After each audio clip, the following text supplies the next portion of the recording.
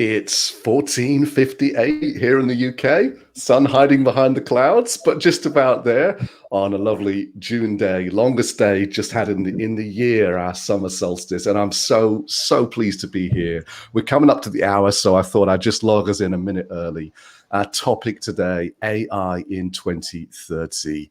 8.5 years to go. What do we need? What do we want? What are we concerned about? This is going to be an incredible conversation. Let me whiz around the room first in your own words.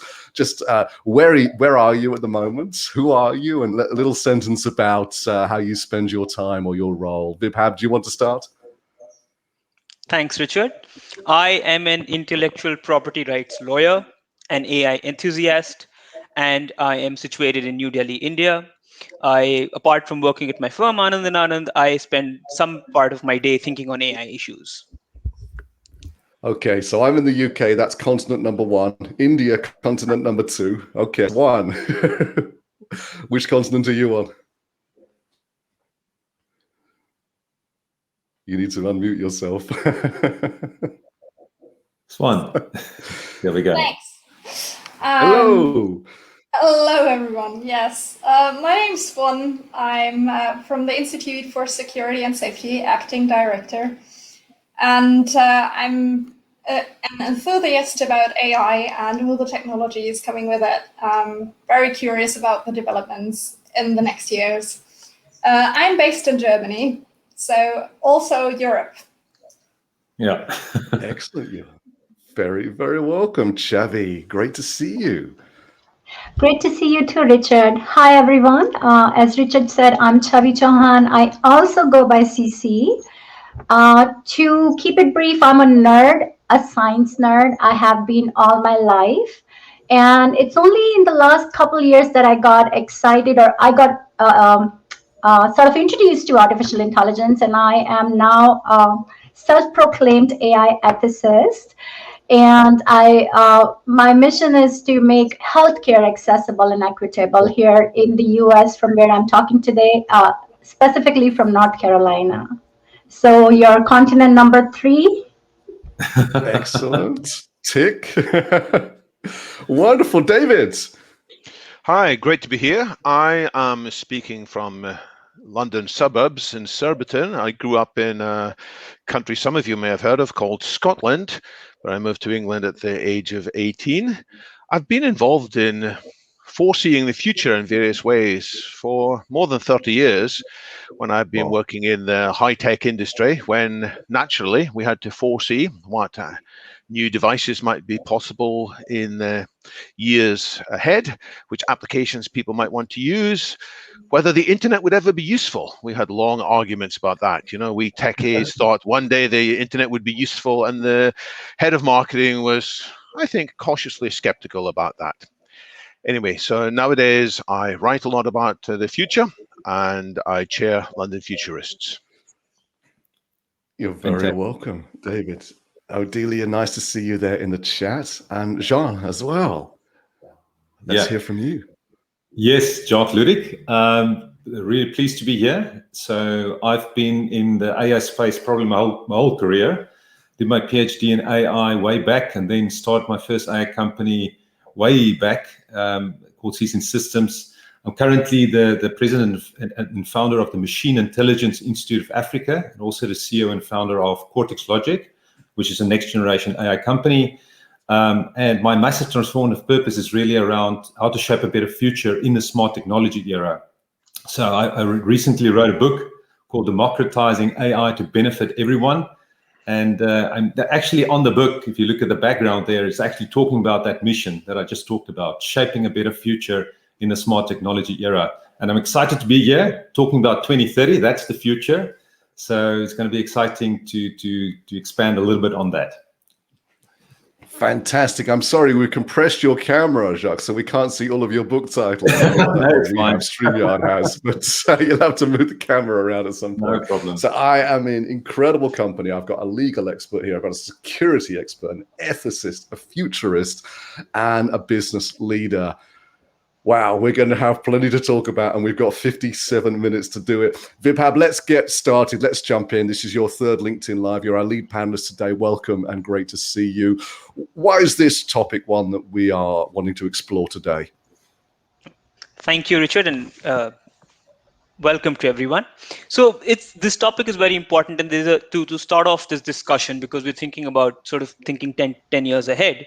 I want to bring in 2 points. One is what is AI, and not the way we generally discuss it in terms of what is artificial, what is intelligent, and not the philosophical debate, but the fact to set the tone that AI, in my view, and pardon the pun, is a general purpose technology, GPT, which means it will impact every household and it will change the way firms do business. And so when we're looking for AI in 2030, this is one important way of looking at AI. And it looks, and for our listeners and everyone out there, it's important like the steam engine or the electric power or the computer. So it's that kind of technology. That's the first point. The second point, where we are today and how does it tie to 2030? Where we are today, 2 points. Let's go back 2 steps. Like you said, the first LinkedIn Live that we did was on business rationale for ethical AI, which means first point, ethical AI. Are we looking at ethics and ethical AI? Will we shift towards stakeholders, customers, communities, rather than shareholders? Second, data monetization. How will we be monetizing data in the next decade? Third, regulation. We have a lot of soft law, a lot of principles out there. The EU came out with the first EU regulations in like the first draft in April. Will we move towards a regulatory framework in what is called hard law in terms of compliance criteria? Fourth, responsible AI. Will that be demystified? And 5, in terms of where and how would AI be developed? For example, it's US for innovation, China for application, EU for regulation, or do we have other developing countries? To sort of just sum it up and open up the conversation for these fantastic panelists, just 5 questions that come from this. In 2030, will there be stakeholder protection, and will there be stakeholder protection and ethical AI? Will protection of personal data be a norm? Will AI regulations be there, finalized, formalized in terms of compliance, not just limited to limited EU countries, but a global sort of a scenario? Fourth, will there be elements of responsible AI in practice? All the principles that we've heard, will they be in practice? And 5, what and where, in connecting to the topic, distribution, adoption, the geographical coverage, will it be limited to 3 countries or 3 regions, or will there be more? Thank you very, very much, Vibhav. What a wonderful way to introduce us into this session. We'll give a mention for some people who've already tuned in. Edward, so great to see you. Ashraful as well, great to meet you here. Lavina as well, and Jody from Toronto, you are very, very welcome. Do put your questions in if we can. We will come to them and ask them of this incredible panel. Chhavi, let me come to you first. If this world of AI was perfect, then you wouldn't be busy being an AI ethicist, would you? So I'm guessing that you feel there's some things that need working on. Yes, I agree, Richard. And I would take it a point further by saying not just some things, there's a lot of things that we need to work on. These were excellent questions, Vibhav. And I agree, we've been thinking about these questions for a while, perhaps the last decade. And I foresee us continuing to have this conversation in the next 8.5 years and beyond. Definitely, EU has been at the forefront of all the regulations, and US, the rest of the Western world, and rest of the world and democracies have been looking up to Europe for setting the stage for these regulations.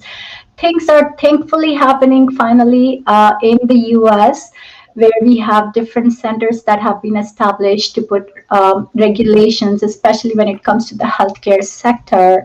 NIST, if you guys are familiar with, is putting up standards to test bias in AI before things can be, AI-based applications can be rolled out.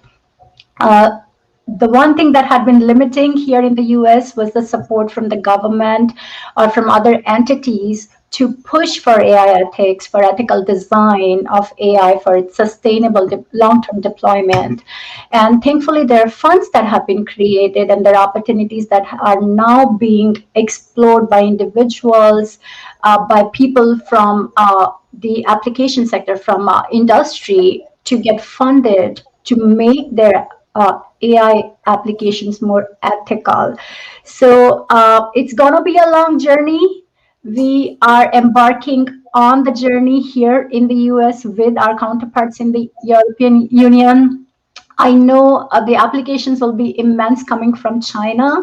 The regulations have been very different in China in all scenarios, and most of us are aware of it. So we will have to continue the dialogue. It's just unfortunate that socioeconomic disparities exist. And when it comes to technology, they are somehow exacerbated. So in the developing world, there is already limitations to the usage of internet to begin with, which is the basic utility for any AI-based application. So I fear that we may be exacerbating these socioeconomic disparities in the coming future. But if we as a community come together to share resources, I'm very hopeful that we would be able to circumvent some of the obstacles that I foresee in our future. Okay, so you led with a degree of positivity at the end, Chhavi. Thank you so much. There's plenty for us to dig into there. David, let me come to you, because we've mentioned the previous decade here a couple of times already. What would a conversation like this sound like if the year was 2011 and we were looking ahead to 2020? Well, I have to admit that many things I predicted in 2011, if I look back at my old slides or my blog posts from the time about what might happen in the decade ahead, did not come to pass in the way that I expected, or at least did not come through in detail. I was very excited at the time about the possibility for Google Glass, and I really thought that within a few more years we would all be benefiting from the technology of augmented reality. And that didn't happen because it turns out the technology is harder than you'd expect. You get a very poor visual experience with the Google Glass at the time. And there were social issues as well, which still remain unresolved. At the same time, I did not foresee the particular significance of deep learning. This word deep learning wasn't really defined, highlighted until 2012. And neural networks were known about in 2011, but they were viewed as a kind of a weird thing, a niche with a few number of applications, but they wouldn't be significant. But what I was right about 2011, look foreseeing the future, and where I think we can also be confident about predicting the future 10 years out, isn't in the detail, it's in the general direction. And the general direction is that technology on the whole is going to become a lot more capable, a lot more powerful. It's going to put more power into many people's hands. And my final prediction is that if we're not careful, we're going to allow more people to do more damage with the technology, unwittingly and wittingly. People will be using worse botnet armies than today's. They'll be more powerful, they'll be more sophisticated, they'll be able to dig into each of our inner fears, inner expectations, they'll be able to manipulate us more than they can do already. There is this phrase, power tends to corrupt. Absolute power corrupts absolutely. And that phrase by Lord Acton has a third clause, which is less well known, which is that great men are nearly always bad men, by which he means that people who start off by being well-intentioned, who start off by doing a lot of good, often end up, if they are given more and more power, to become dangerous. And it's the same with corporations. And we can predict this about the future, that unless we do have mechanisms to control our larger corporations, unless we switch, as in Vibhav's words, from a shareholder-led to stakeholder-led, we are very likely to be at the mercy of great corporations that will be able to do what they want. They'll be able to thumb their noses at the governments around the world. And it would be a terrible future, in my view. However, if we have this conversation vigorously now, Chhavi said it will be a long journey. I think that's true, but we have to accelerate it. We have to go more quickly into understanding these possibilities. So if we do that, then there is another broad future available. It's not a world in which we are dominated and victimized by technology that is unruly and ungoverned. It is a world in which we are benefiting enormously, wonderfully, profoundly from what AI can be. And that, I think, we'll come to in later discussions in this hour. Yeah. David, thank you very much. Isn't it wonderful listening to a public speaker? They wrap everything up for you and just deliver it for you to comprehend. Jacques, what an incredible thing that David said, that in 2011 we weren't talking about deep learning or neural networks, which must be one of the main conversations that your business has and you have as a business leader. And David finished with, again, some positives there. I mean, this is phenomenally powerful, creative technology that offers us great potential. How would you describe that potential? Yeah, I first of all, I want to agree with David. I think the potential is tremendous, but we are sitting on in my book, I talk about a runaway train type of thing scenario. So where it's critical to think on our feet and we need to make the right choices to almost kind of save our lives and take control of the situation. If we want to create that better future for humanity. But the potential is enormous. And as Chhavi talked about healthcare, the way I'm looking at this, I think healthcare education can tremendously benefit from this, and could be a way to also democratize the benefits of AI in a tremendous, huge way. If I think about even Africa, so obviously representing the African continent here, we don't want Africa to be left behind, but we do sit with an opportunity here to actually leapfrog and use technology, if we've got internet infrastructure, to actually leapfrog here and provide much better personalized, scalable education.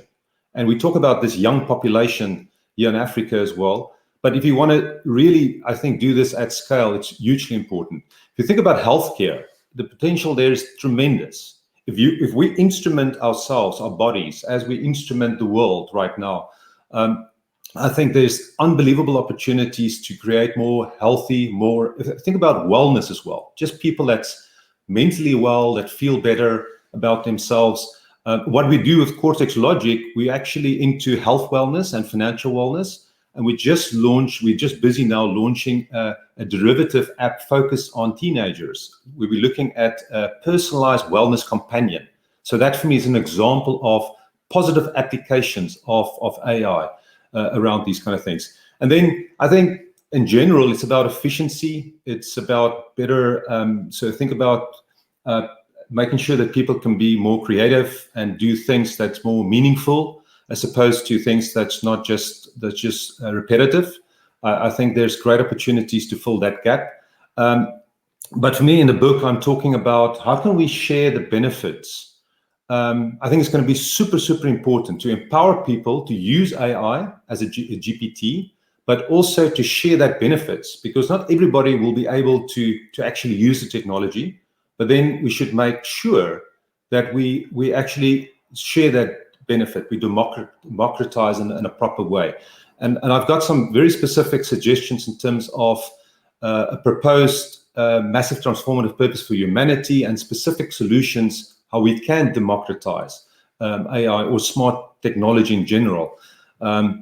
So that future is also sketched out in that massive transformative purpose in a more livable habitat as a planet. But also, I think as a civilization, we have to reorganize ourselves in terms of, from an economic perspective, governance perspective, political perspective, and make sure that if we think about human values and freedom and privacy and all of those kind of things, we still need to adhere to those kind of things. That's why I really love what's happening here with all the different organizations, the partnership on AI, all the different tech companies. They're also saying the right things. But the question is, are we going to implement this? So we need to move to a stakeholder situation as opposed to a shareholder scenario. Anyway, so that's a short answer. Jacques, thank you so much. We are opening up so many avenues. Please do.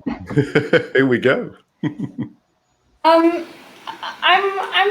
I was thinking about AI and the future and what it could be used for. I think it will always be, like with most inventions, a dual use good. And what we need to make sure of is that it's used for the better and not for the worse. And that the ones using it for the better are the quicker ones to develop it. The problem really is, and what I see is that all the regulations we do, for example, the regulations in the European Union at the moment, this is a great step, and I really appreciate it. I think we're going in the right direction here. But if that prohibits people from developing good AI, because it puts big stones in their way, people will just develop other types of AI, maybe in China, maybe in some countries where it's not as regulated. And then it will come back to us anyways. We're all internet connected here. And from the shareholder perspective, I would say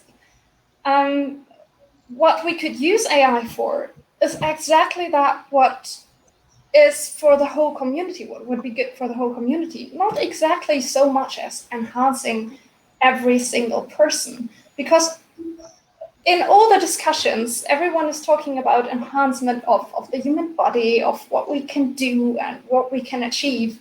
But I think the social and economic changes AI brings with it, because there will be changes and we have to face that. Like industrial revolution, jobs didn't exist afterwards anymore, which existed before. There's been a lot of changes throughout human history. These changes are coming, and we are now in the single most position that we have the history in our hands. We have the history books. We see what happens in social states if changes like this come about, and we can be prepared, right? And the thing I see here is that we really need to focus on what makes us human, and that we reevaluate the values we attach to things. Do we really need to attach that much value to your job, say? Or should we attach more value? Talking about healthcare, the health of people is so dependent on social interaction. And this is something AI will never be able to provide in a way as a human being does. So maybe next generation jobs won't be that much. Maybe we don't need as many doctors anymore, or assistants to doctors who have to do the first screening. We can have AI to do the first screening and select which patients need to go first. This will be a lot of help, right? But what we need there will be much more people spending time with each other and doing good for each other. So we need to prepare that change, and we need to think ahead, because we've seen in history that changes come about very, very quickly once the technology advances. And yeah, I think this is my statement. Be careful, but I'm also looking forward to it, because it's, if we can save so much time and effort, this is going to be a great future as well. We can spend more time with each other. I completely agree with you, Swan. John, did you want to go first? Go for it. No. I just wanted to say, please go ahead first. I just want a quick comment. Absolutely in agreement there. Mm-hmm. Yeah, I agree with both of you, and I believe in AI for good as well, like most of the panelists here, and that is something that we are actually already seeing in the healthcare sector. And I just wanted to emphasize that, because now there has been extensive adoption of natural language processing for understanding and classifying the electronic health records, and getting information out of that. So the burden is being shifted from the healthcare providers to these automated processing infrastructures. So it brings the healthcare practitioner closer to the end user, which is the patient in this case. And I'm personally familiar with pathologists who've been working extensively on proposing a regimen for a patient, right? And the health and lifestyle of the patient depends on these regimens that are dictated by the pathologist. But they're under so much administrative burden that there has been a very high burnout rate in pathologists here in the US. But now that we are relying more and more on digital pathology, digital imaging, these technologies are now assisting the pathologists and freeing up their time to bring that patient care closer to the patients who are in need, and for the fulfillment and gratification of these professionals who went into that profession with the passion of helping someone. And especially in the COVID-19 scenario, I am so glad that telemedicine has been in the forefront. You know, patients and practitioners were both, I mean, telemedicine has been around for a while, but everyone was skeptical to use it. But it has been it has been embraced, it has been adopted, and I believe it will continue to be used. So the interactions are better when you go in person to see patients. And just from the triaging patients perspective, that is already in play. Network Connection built robots in India where they deployed these robots for triaging patients, COVID-19 patients. So all the initial documentation and data were collected, and then a healthcare provider saw those patients with more humanity when they were not overburdened in a hot center for COVID-19. So I do. Mhm. No, go for it. Sorry. No, I was just saying, I just believe in AI-empowered human supremacy and bringing the humanity closer together as a community, being empowered by AI. Go for it, Jacques. No, I just want to, I'm so aligned with what Swan said and what you also said.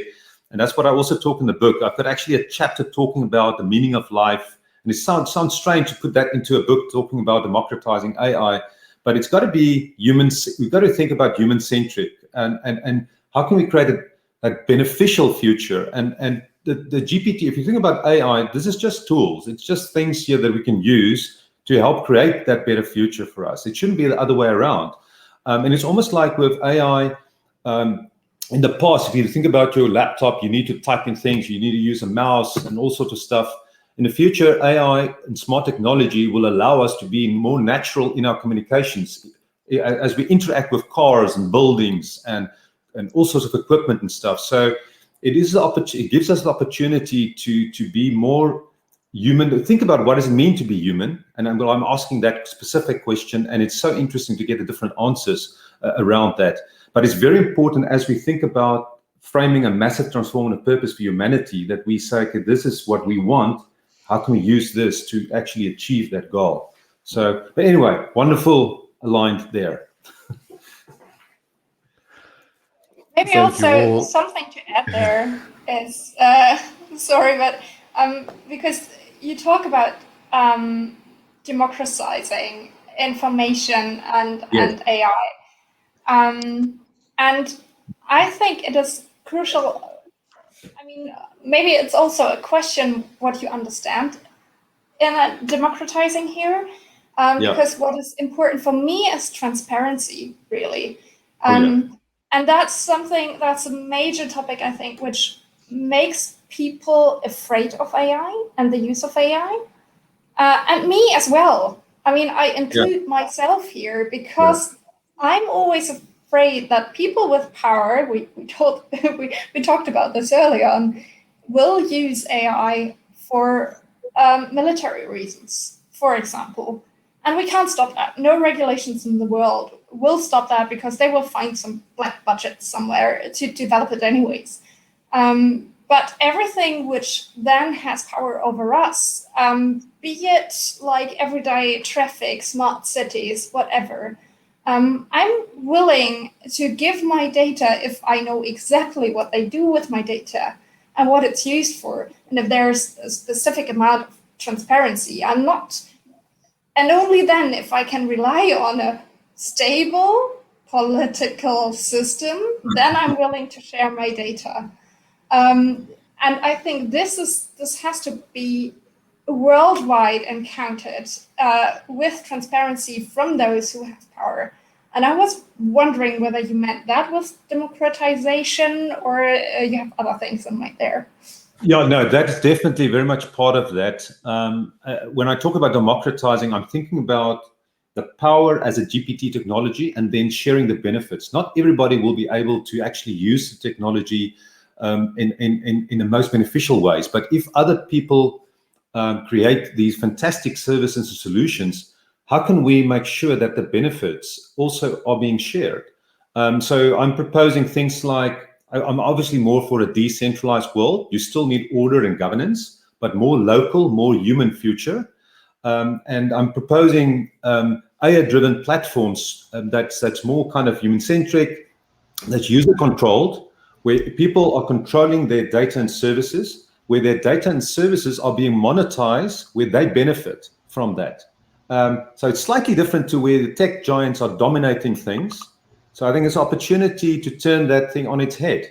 We can create that kind of world, and multi-sided platforms, proper stakeholder scenarios, and so forth. So I'm examining all of those kind of things. But for me, I think the way we measure things is in GP.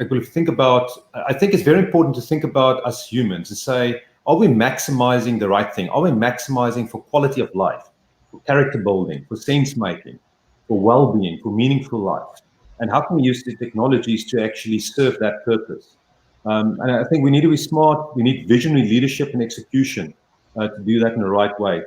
And my final comment on that, there's so much to explore here, is I'm afraid, I think if you think about state surveillance, and you think about digital dictatorship, that's very problematic. If you think about transparency in terms of that, big problem. If you think about also capitalist surveillance, well, that's also a problem. How's the data being utilized?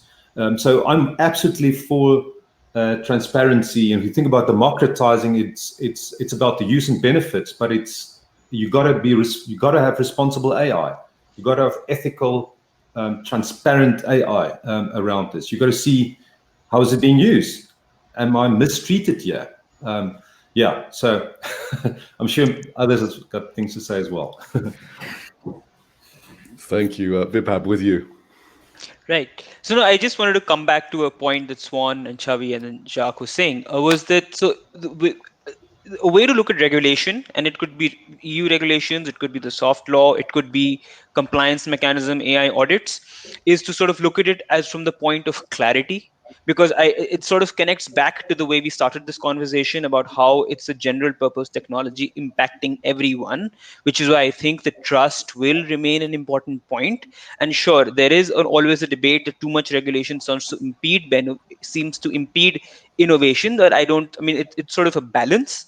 So I think that we have to look at regulation and all these aspects from a clarity standpoint, sort of how we achieve that balance between innovation and doing things in a way that it sort of manages in a responsible manner. The second point, which I wanted to bring in, was that from this conversation, I can realize that when we're thinking of AI at this point of time, or we seem to be looking at augmenting human ability or improving the quality of time for human beings to focus on things that they would like to do, and probably certain administrative tasks could be given to artificial intelligence. So is that, when we're talking about 2030, is that technologically, or is that what we are substantially looking at in terms of AI adoption, as that's one of the things we're focusing on? I think, David, would you like to, if you have any thoughts on this? Well, that's a great question, and it's a wonderful discussion. I'm going to have to be disciplined to pick out from so many jewels that others have thrown up which ones to look at. Maybe the most important thing to say is that I fully agree with the question of re-examining our values. What do we really want to get? And that some of the things that have been important in society in the past may become less important in the future. And that might be quite a traumatic experience for some people. Society has operated in some people have called it the Protestant work ethic or the Calvinist spirit. You know, I'm sure other parts of the world have similar spirits, which is that unless you're working to earn your living, you are somehow a second or a third class citizen. It's all our responsibility to have a job. And if we don't have a job, we are somehow deficient. And that's going to change, because quite soon it's going to be harder and harder for people to earn a salary which they expected from taking part in the workforce. When that change is going to happen isn't clear, but I think it's quite possible by 2030 there'll be many more people who are at risk of being left behind, feeling themselves to be left behind. It's already a big problem. You know, we talked about COVID. COVID's killing many people. Well, something is killing more people than COVID at certain ages is suicide.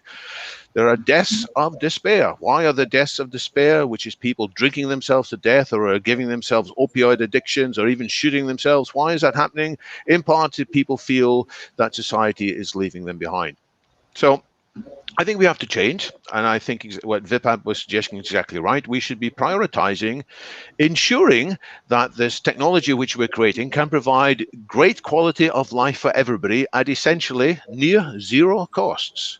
You know, it shouldn't cost huge amounts to go to university and get a great education. Much of educational mechanisms should be almost free, either in this kind of system we're having now, or other things can be handled in due course by virtual reality as well. Now, there will still be a few things which will be expensive, but we must reduce the costs of all the things necessary for a good life, which means instead of prioritizing and applauding companies for generating huge profits, instead of measuring the GDP and blaming the government and the GDP stops going up, we should be applauding governments when the costs of all the good things in life, the wonderful accommodation, nutritious food, which, by the way, we should be growing in some kind of labs instead of having lots of the earth covered in animals that we're growing in an unproductive and inefficient and sadly very painful way. So we should be using technology to provide great food, great accommodation, great education,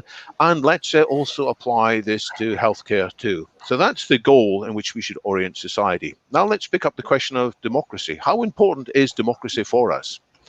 Bearing in mind that, as Winston Churchill said, democracy is the worst form of government, apart from all the others which have been tried from time to time. Why do we all have some love-hate relationship with democracy? In one sense, we say, of course, it's good. But I mean, there's another statement attributed to Churchill, which his descendants say he never uttered such a thing. But the statement is that a 5-minute discussion with the average voter is a sure thing to turn you against the idea of democracy, because these average voters sometimes say very ignorant, very horrid, very foolish things. And this is a problem we've got with democracy. When people need to be more informed, people need to be more able to distinguish the fake news from the true news. They need to be more autonomous. They need to be more engaged and more committed. And, well, I think technology and AI can help with all of that too. So my vision for the future isn't today's democracy. It's what I sometimes call super democracy. It's democracy that's turbocharged with the appropriate use of technologies to do things like real-time fact-checking, real-time source checking, and also proposing new ideas. I mean, a really good AI would listen to what we're saying now and then would pop up with a synthesis, you know, say, what do you humans think about this? And it would still be our humans' job to decide. We wouldn't hand over the running of the country to the AI. That would be a dangerous move, but we can get advice from AI coming more and more. So my vision is a super democracy alongside a super longevity, a super health, super intelligence, and a super happiness, all of which I think can come out of technology. But we must have this discussion about values. Which values from the past should we now turn down and which should we elevate? Because we can't discuss what restrictions we're going to apply unless we're really sure what are we trying to uphold and what are we trying to constrain. If we just leave that question at the back of our minds, if we don't have it explicitly, we're bound to be very confused and conflicted. We have to get that explicit, and we need to, as Jacques said, clarify what is the massive transformational purpose for humanity. And in my view, it's not going back to an imagined great time in the 1970s or 1990s or 1950s, depending on which shade of politician you have. The massive transformational purpose should be to get to a higher state of flourishing, a higher state of health, a higher state of intelligence, a higher state of wisdom, and a higher state of consciousness than has been possible in the past. This is a transhumanist vision. And not everybody likes that term, but I think it is the right philosophy for the 2020s and beyond. Well, David, Take a breath. I know, great points, David. And I just wanted to expand a little bit upon, what you mentioned about the suicide rates going high and people in the community feeling left behind. And as we think about these regulations, that is something I would want all the attendees to keep in mind. As a community, we need to make sure that everybody in the community is represented when we're thinking about any AI-based applications. Just to add a little bit perspective, I'm an immigrant who moved to the USA. I am a minority. I'm a woman. I'm a woman of color. I'm Asian. I'm someone a working mother. So, I mean, you just start counting the strikes against me. And when we talk about the data sets, they're in no way comprehensive. They don't even begin to start capturing these intersectionalities that affect me as an individual in so many ways.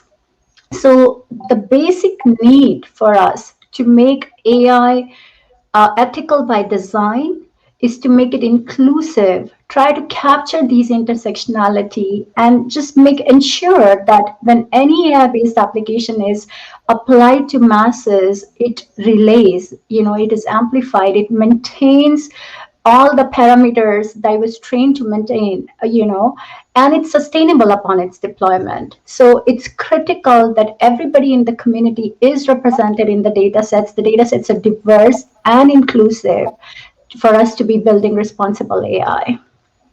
And you did mention about the democracy and the democracy that you are picturing, wouldn't that be great? And I do want to say a comment that I saw from Richard, David Wood for Prime Minister. I couldn't vote, but I would support that. I get the feeling David doesn't want to be Prime Minister, though, actually, as he commented further on the problems with the challenges with that. Swan, I just want to get a quick word from you, if I may. There's an area around alignment that we're talking about here. There's an alignment in terms of the regions. We've got 4 continents on this call, and everyone's doing slightly different things. And then I see Michael Kane, and great to see you, Michael. You're always welcome. Tara as well. Hello to you. So Michael's asking about this balance a little bit, if I paraphrase the question. And as David and I and you're in the EU, we seem to be trying to be on the front foot for legislation and thinking about safety and privacy and ethical focus and security, of course. What are we missing out compared to maybe India, China, the US, who maybe promote traditional innovation a bit more? What are the pros and cons of these approaches? Should I take that one? It's an open question. I turn to Swantje if she wants to pass the baton and take a second. That's fine. No, because I think that's a good point, Richard. I think we from a developing country perspective, I think you have to look at both simultaneously. The conversation would be about building AI models, creating awareness about what AI is, and sort of AI adoption, and then sort of simultaneously being aware and cognizant of the fact that there is conversation on regulation. So you sort of move on those both. They're like 2 cars driving on the same road sort of a situation.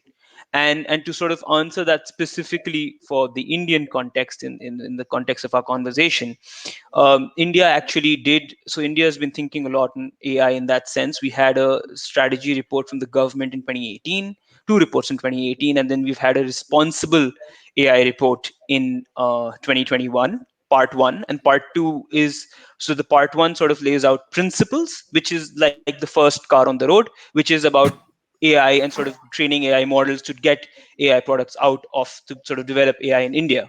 So those responsible AI principles help. They just like 31 minute. They're principles for design deployment of AI.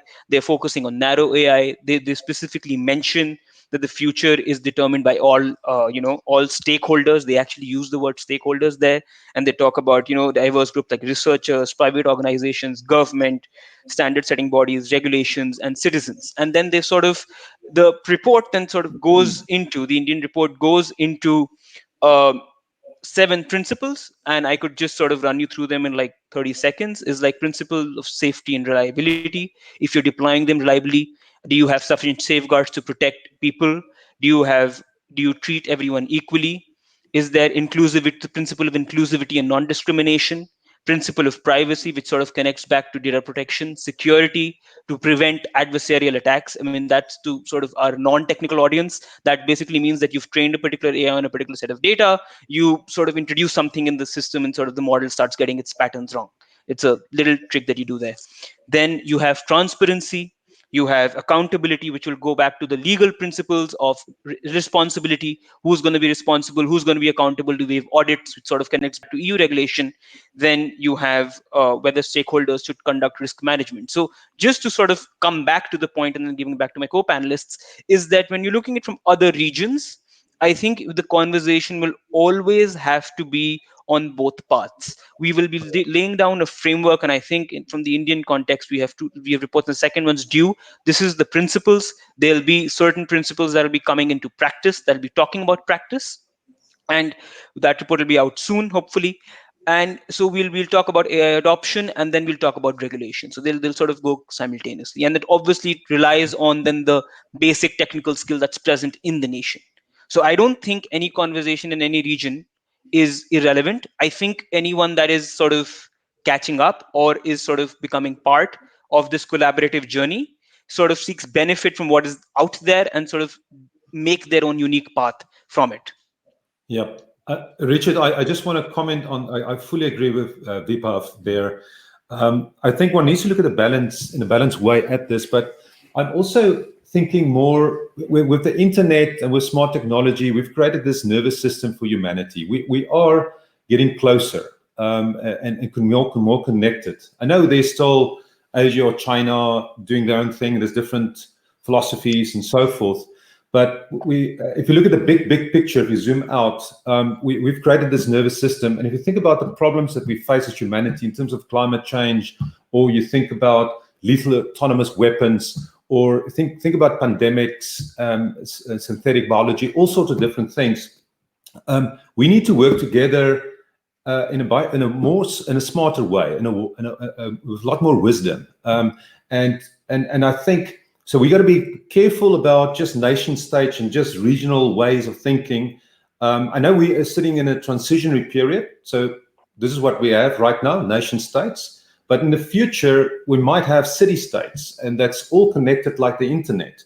And I would love to see a future that's more local, more human, where you've got more influence about what's happening around you, and there's freedom and everything. But there's still governance. We got to have a balance between centralized and decentralized as well.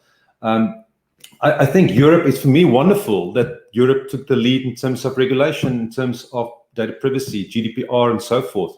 Here in South Africa, we've adopted, we've got a POPI Act that comes into play the 1st of July. That's pretty much based on GDPR, more or less. There's maybe here and there nuances.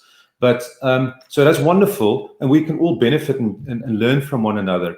But I think Europe should obviously look at innovation as well, but we should try and work together and think more global about things. So that's why I'm talking about a massive transformative purpose of humanity. Think about where we're going, So I just want a final comment in terms of what David said. You talked about super democracy and so forth. And actually, in my proposal, I do talk about one of the things is systems, and I'm saying we can get to that massive transformative purpose by driving beneficial outcomes for all life through decentralized, adaptive, and agile economic, social, and governance systems that reward active participation and positive contributions to society and civilization. So we've got to have that component in there. And that's, if you think about the future of work and all of those kind of things, we can just almost like reconfigure that. Just think about reward anything that's making positive contributions to society and civilization. But then we have to agree what is that positive contributions. And then final part of that is we obviously want to make sure that these governance systems and social economic systems, we still keep peace and protect humanity from any potential harm. in elastic ways. We got to be super elastic. That's why I'm also concerned about the current government systems that's not elastic enough. It needs to be, if you think about business, you need to be agile, you need to move quickly. And a lot of these new businesses and AI-driven platforms are super agile and elastic. And if we want to survive and thrive as a humanity, I think it's going to be super important to also have that. And then the final aspect of this is respect for individual freedom and privacy. We've got to have that. So that's why I'm really concerned about digital dictatorship. We've got to steer away from that. It's got to be a balance, more local, more human future. That's what I'm hoping for.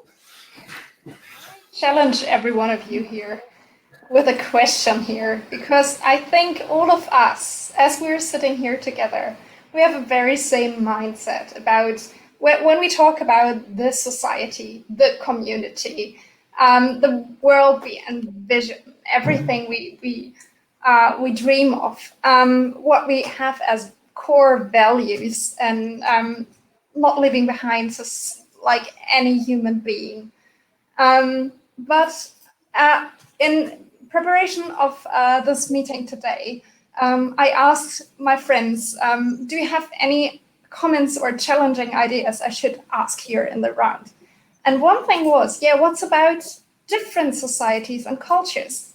So we've been talking about the feeding process of the data feeding into AI, but what about the goals? Would it be the same for everyone?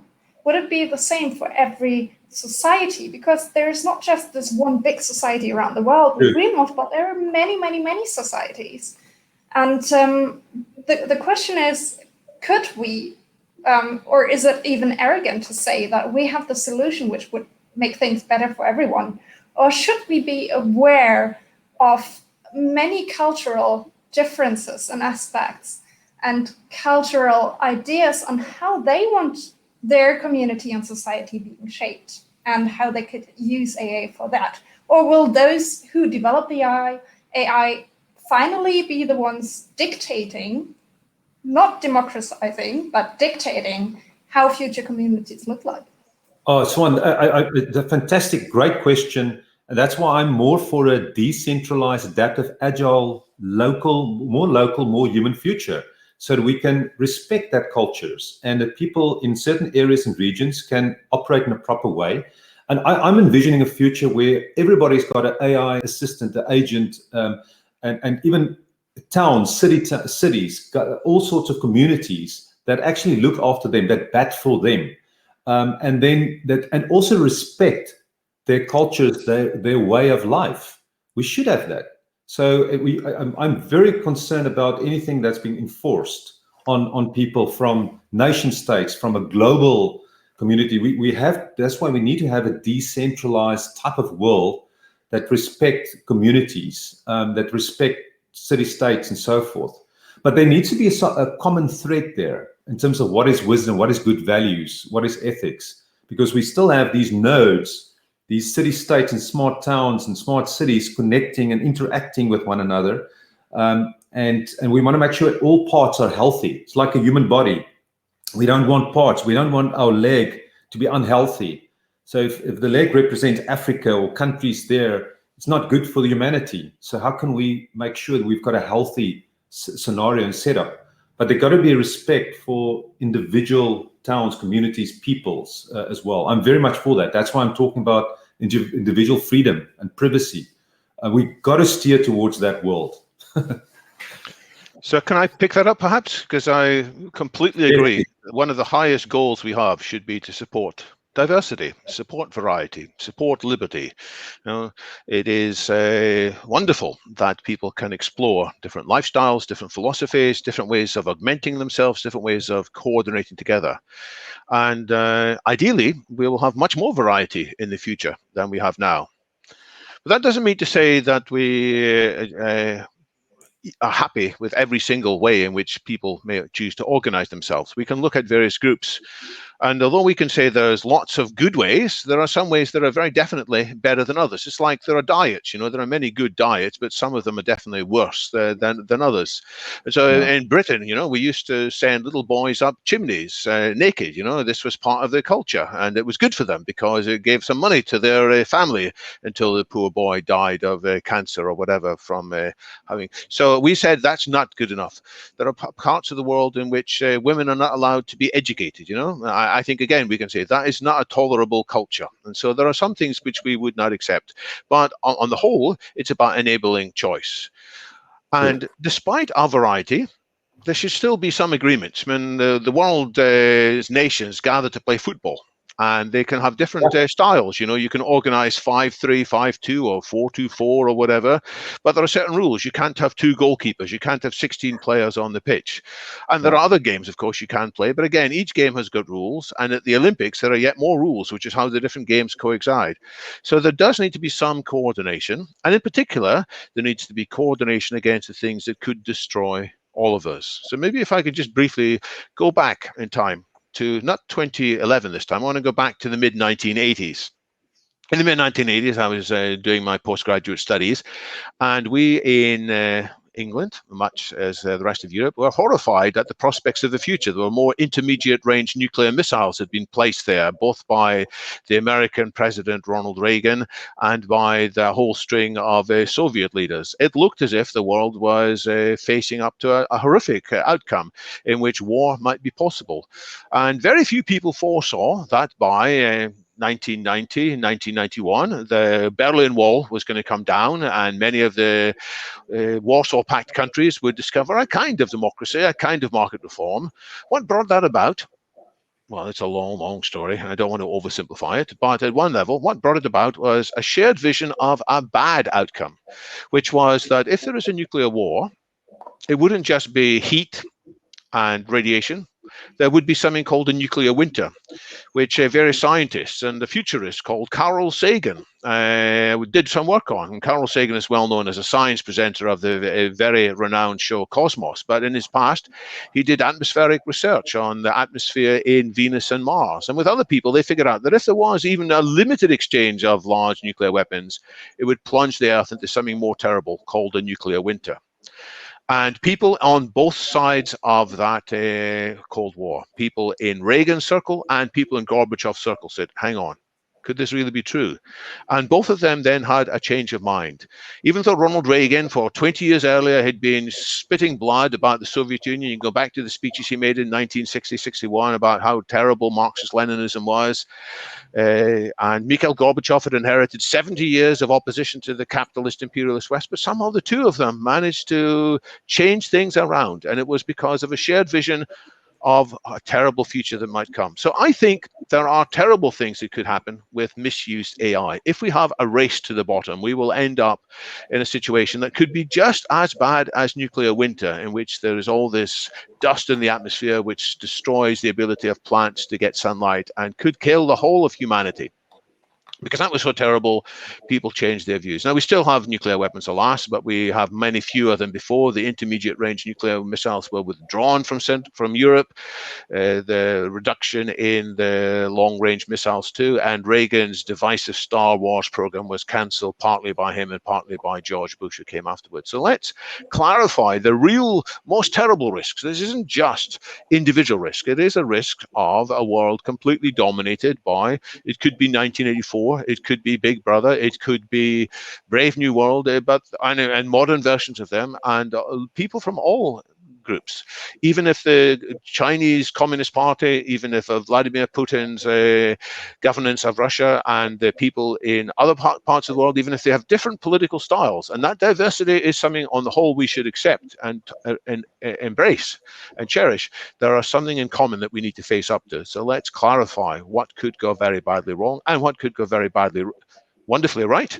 And that will, I think, take us away from the present trajectory, which is not not particularly encouraging unless we have this discussion, and unless we have people in all groups around the world, beside all the power groups, saying, you know what, we've got to stop this rush to a race to the bottom. We've got to find the ways to agree a core principle, and we've got to watch each other, just as there were people watching to ensure that nuclear weapons were withdrawn.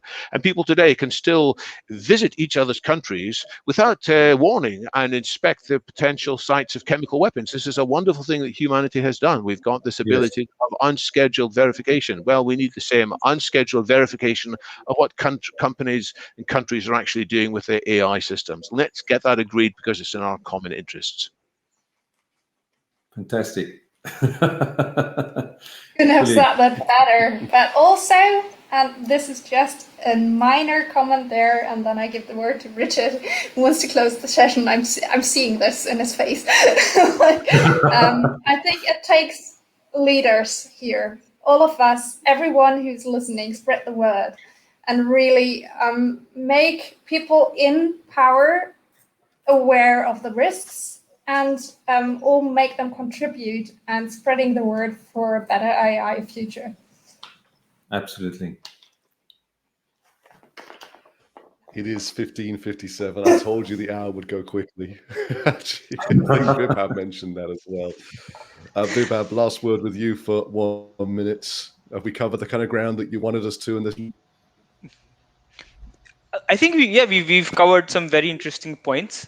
Just quickly focus on stakeholders, re-examining human values, about how regulation and innovation has to be balanced, about how AI has to be augmenting and improving quality of life, how it has to be human centric. So we've explored enough to be able to understand the broad direction in which we have to go. And I think I'd like to make the final point, which is the most important one, which David just brought in, is knowing what could go wrong and what could go right, and not to look at it as a race and sort of be in a more collaborative way. If that's one key thing that we have to take away from this conversation, it's that last point. Because right now we seem to be heading, and what we seem to be reading is the exact opposite of that. And if you're looking at human-centric, and if it's a general purpose technology in that sense that we mentioned, we have to sort of look at it in a more holistic way. Global development, local application. Know your data, know your context, train it that way. That's it. Fully agree.